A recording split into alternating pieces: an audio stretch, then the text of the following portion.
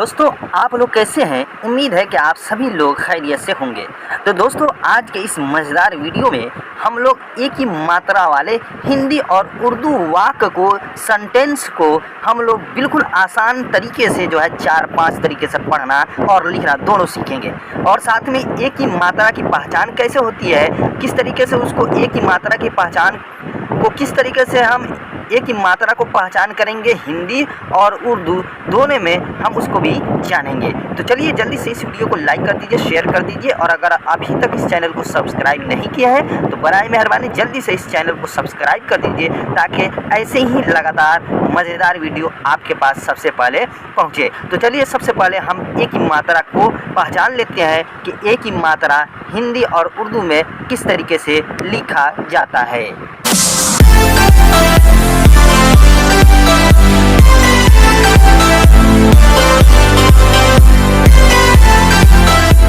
ये है ए। क्या है? ए है। अब इसकी पहचान यानी इसका निशान, इसका चिन्ह कैसे आता है हिंदी में? तो हिंदी में आता है, देखिए दो तरीका मैं बता रहा हूँ। पहला तरीका ये है कि हम लोग जो लिखते हैं तो लिखने के हिसाब से हम लोग एक ही मात्रा किस तरीके से देते हैं, और दूसरा है कि बुक जो हम लोग पढ़ते हैं, किताब हम लोग हिंदी का किताब पढ़ते हैं, उस किताब के अंदर एक ही मात्रा किस तरीके से लिखी रहती है, ये दोनों पहचान हम करेंगे। तो सबसे पहले हम खुद जो है अपने हाथों से जो लिखते हैं कापी पर, उस पहचान को हम एक ही मात्रा को पहचान लेते हैं। तो उसमें जो है हम लोग लिखने के वक्त सबसे पहले ऊपर ये गोल बना देते हैं इस तरीके से, और नीचे जो है खींच देते हैं। तो ये हो गया एक ही मात्रा। किसकी मात्रा हो गया?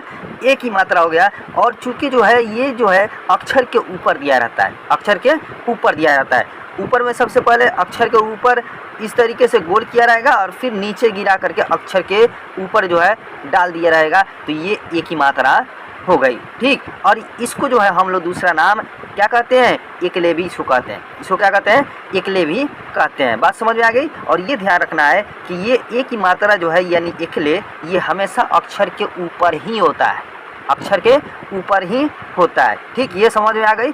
अब चलिए जो है हम लोग इस एक ही मात्रा के लिए जो है हम उर्दू में देख लेते हैं कि उर्दू में कौन कौन सा हर्फ आता है। तो समझिए ये हमने जो है एक लाइन खींच दिया, और लाइन के नीचे आप जानते हैं कि उर्दू में ज़ेर जो है नीचे होता है, तो लाइन के नीचे हमने ज़ेर दे दिया।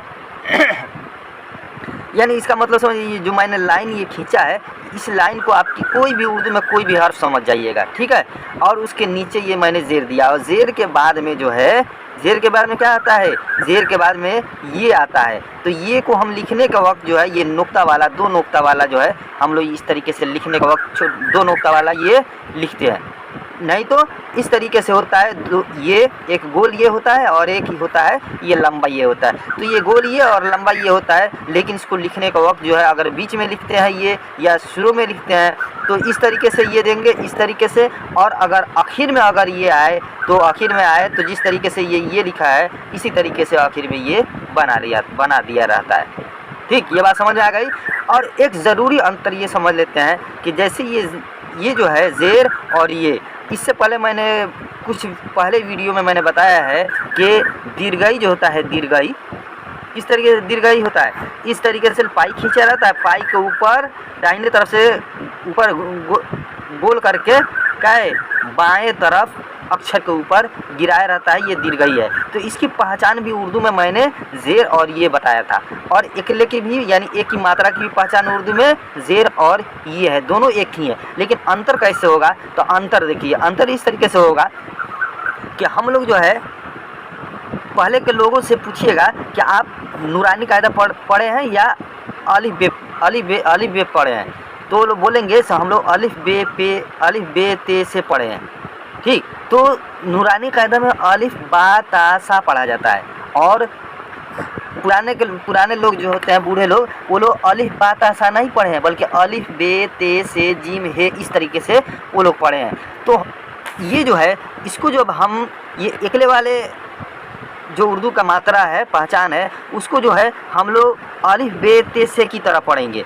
और जो ये दीर्घई की पहचान है, इसके लिए जो उर्दू में ज़ेर और ये आता है, तो इसको हम लोग क्या है अलिफ बा ता सा की तरह पढ़ेंगे। जैसे मिसाल के तरह हम देते हैं जैसे ये लिख देते हैं, एक मिसाल के तौर पर ये हो गया क्या है, क पर ए की मात्रा दे दिए और ये ला दे दिए, तो ये हो गया क्या है केला। अगर इसी क है, क दे दिए और क के ऊपर हमने दीर्घई दे दिया इस तरीके से और ला दे दिया कीला, ठीक। तो ये है केला, ये है कीला, ठीक। लेकिन दोनों एक ही जैसे लिखा रहेगा। जैसे केला हम लिखेंगे उर्दू में तो इस तरीके से केला लिखेंगे, ठीक। ये ज़ेर दे दिया, ये ज़ेर दे दिया और नीचे 2 नुक्ता दे दिया। तो उर्दू में ज़ेर नहीं आता, लेकिन मैं आपको समझाने के लिए ज़ेर दिया हूँ। तो इस तरीके से ये केला भी पढ़ेंगे इसको, और कीला लिखेंगे तो कीला भी क्या है, कीला को भी इसी तरीके से लिखेंगे, इसी तरीके से कीला भी लिखेंगे, ठीक। तो अब दोनों में से जिसको चाहेंगे केला पढ़ लेंगे, जिसको चाहेंगे कीला पढ़ लेंगे। लेकिन पढ़ेंगे कैसे, तो अगर कीला हम लोग पढ़ेंगे तो कीला पढ़ेंगे तो समझ जाइए ये नूरानी कायदा की एतबार से हम लोग पढ़ रहे हैं। और अगर केला पढ़ेंगे तो इस समझ जाइए कि हम लोग अलिफ बे ते से, यानी जो कायदा आता है उस कायदे के हिसाब से हम लोग पढ़ रहे हैं। बात समझ में आ गई। इसलिए कि अलिफ में जो है, अलिफ नूरानी कायदा में जो है, वो नूरानी कायदा में हम लोग ज़ेर को क्या पढ़ते हैं, हमज़ा ज़ेर ई, बा ज़ेर बी, ता ज़ेर ती, ई बी ती सी, इस तरीके से नूरानी कायदा में पढ़ा जाता है। तो इसी तरीके से नूरानी कायदा के हिसाब से इसको की पढ़ेंगे तो क्या हो जाएगा, वो दीर्घई का मात्रा हो जाएगा। और अगर अलिफ बे ते से की तरह, जैसे क्या है, अलिफ ज़ेर ए बे ज़ेर बे ते ज़ेर ते से ज़ेर से जीम ज़ेर जे, ये पुराने लोग इस तरीके से पढ़े हुए हैं अलिफ बे को। तो उस तरीके से अगर पढ़ते हैं अलिफ ज़ेर ए बे ज़ेर बे ते ज़ेर ते, तो ये एक ही क्या हो जाएगी, उर्दू में मात्रा हो गई। लेकिन लिखने में दोनों एक ही जैसा लिखाएगा, केला भी और कीला भी दोनों एक ही जैसा लिखाएगा। लेकिन पढ़ने के वक्त में जो है, अगर केला पढ़ेंगे तो अलिफ बे ते से पुराने जैसे लोगों की तरह मजहूल पढ़ेंगे, और अगर कीला पढ़ेंगे तो उसको नूरानी कायदा की तरह कीला हम लोग मारूफ पढ़ लेंगे, ठीक। तो मजहूल पढ़ेंगे तो मजहूल में के होगा, और मारूफ पढ़ेंगे तो की होगा, के की।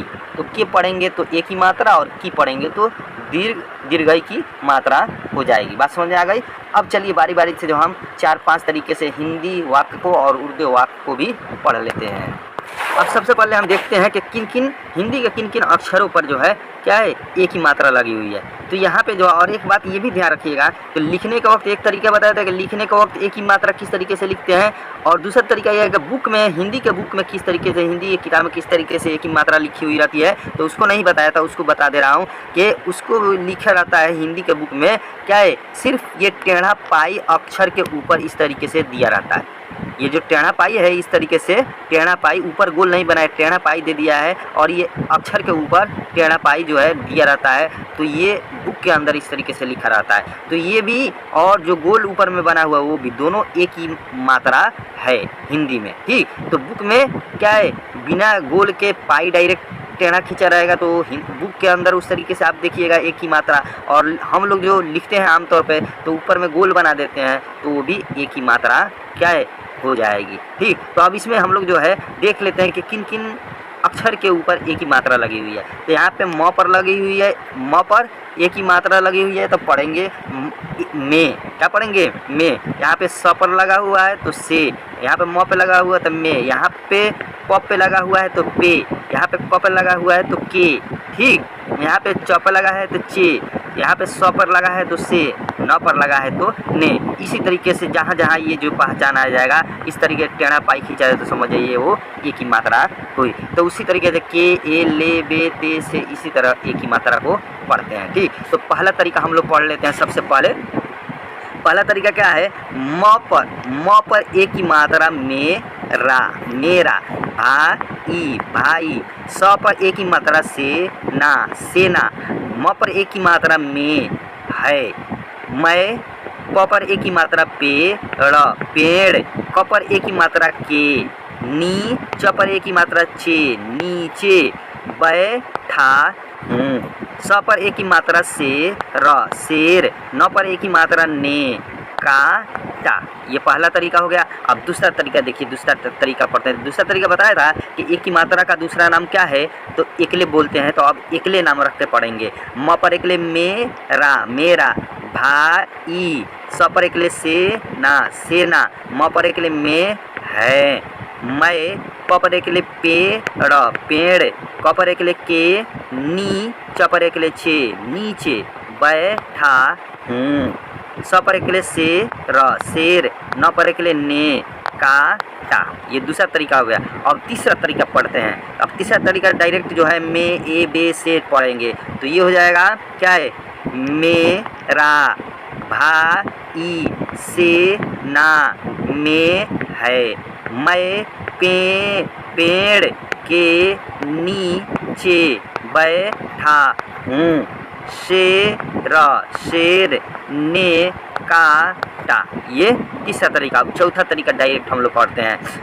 मेरा भाई सेना में है, मैं पेड़ के नीचे बैठा हूँ, शेर ने काटा। ठीक, अब चलिए चौथा तरीका के हिसाब से हम लोग उर्दू भी पढ़ लेते हैं। तो मेरा भाई सेना में है, मेरा भाई सेना में है। तो देखिए यहाँ पे मेरा में म पर एकले, ये म पर एक ही मात्रा लगी हुई है, तो उसी तरीके से म पर एक ही मात्रा लगी हुई है, तो उर्दू में क्या है, म पर लगी हुई, तो म मीम की जो है ये मीम है, ये मीम के नीचे जेर हम लोग दे देते हैं, और जेर के बाद ये यहाँ पे दो नुक्ता वाला ये आया है। ठीक, लेकिन उर्दू में जेर आपको दिखाई नहीं देगा, लेकिन पढ़ना है जेर।